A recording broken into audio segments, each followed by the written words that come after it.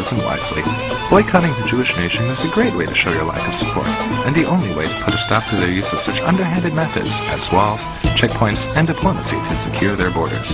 Of course, if you're going to boycott, you'll need to do it properly.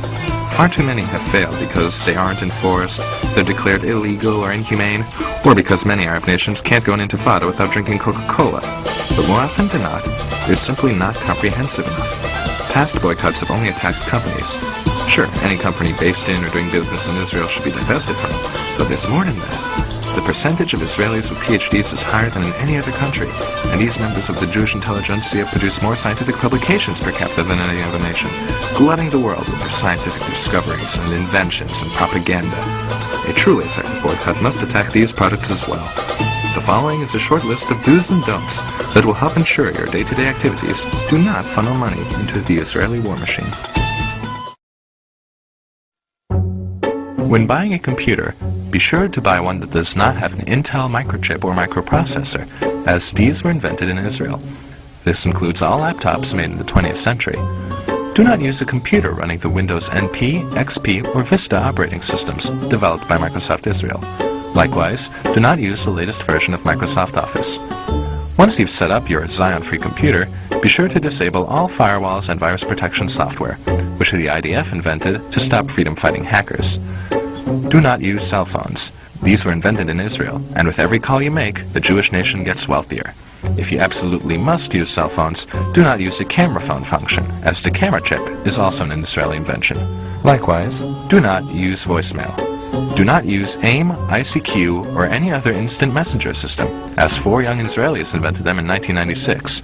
Do not use Google, which runs on an Israeli-made search algorithm. Do not play Mastermind. If you're a farmer, do not use water-saving drip irrigation on your fields. Although water may be scarce in some areas, this technology was developed in Israel, and surely you can spare some water to bring down Zionism.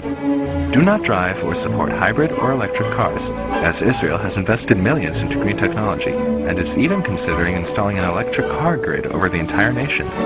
As an added bonus to driving inefficient vehicles, much of the extra money you'll be spending on gasoline will go to fund freedom fighters like Hezbollah and Al-Qaeda. Do not live in areas that get their electricity from solar power plants, as many of them were invented or even installed by Israelis.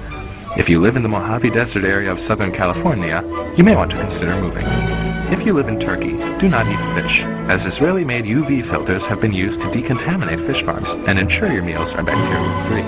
If you live in a country afflicted by the 2006 Indian Ocean tsunami, you may have received free tsunami detectors from Israel. Contact your local government representative and ask that these devices be shut down and returned. If you are involved in street gangs, organized crime, or freedom-fighting groups yourself, do not use Uzis or Desert Eagles. There are plenty of American-made weapons easily available to aid in your elimination of the Jewish state and its inhabitants. However, note that the United States military receives much of its ammunition from Israeli contractors. Therefore, do not serve in the United States military.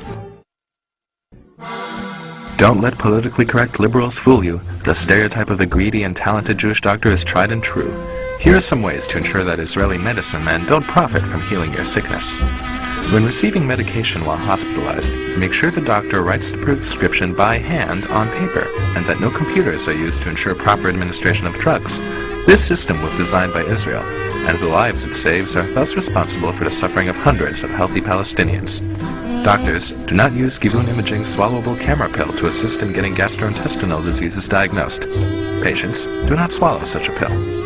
Do not install baby sense monitors to prevent sudden infant death syndrome. Do not use the clear light method to treat acne. Soap and water will do just fine. Do not use the drug Copaxone to fight multiple sclerosis. Soap and water will do just fine.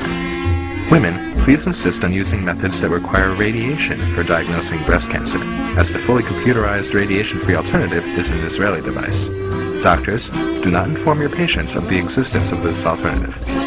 Do not donate money or blood at drives organized by a branch of the International Committee of the Red Cross. In 2006, they accepted Israel and Magen David Adom into their organization, despite the valiant efforts of the Red Crescent to prevent this over the years.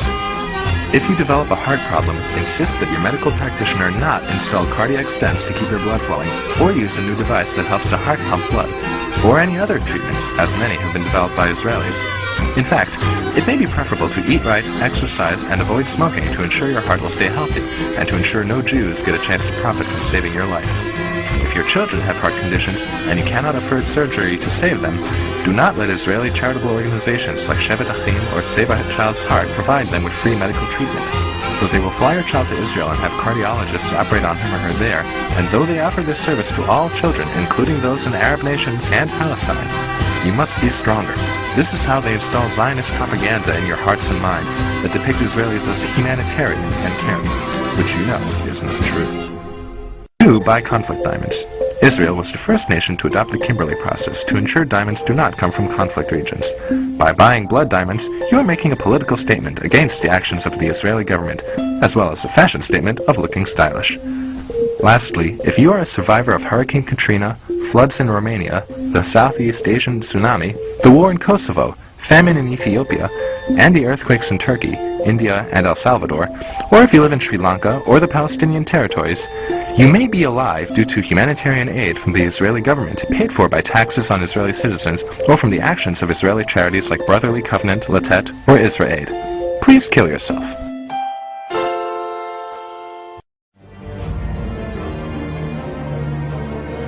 Be sure to ask your local government representative about reducing your region's Zion footprint. Also, ask administrators at your local colleges and universities to cut ties with academics in Israel. For more information, look for one of the many anti-Israel sites on the internet or the hundreds of anti-Israel groups on Facebook. We hope you found the information in this guide useful and wish you good luck in your efforts to bring down the Jewish nation. It will not be an easy task. Israel has a firm ideological grip on the planet. They have convinced many that they are the victims, to the point that in the United States both Democrats and Republicans take pro-Israel stances. Fortunately, not everyone has been fooled. With the help of such powerful allies and boycott advocates as the Arab League, OPEC, the British Universities and Colleges Union, the Presbyterian Church, and Jimmy Carter, you too can put an end to the Israeli success story. After all, Israel is the 100th smallest nation in the world, has no oil or precious resources, a terrible job market, and nearly all of their tax dollars are spent on military defense and humanitarian aid. They can't keep that up forever, and with the help of dedicated divestors such as yourself, perhaps one day the world can be free from Israel and go back to the way it was before.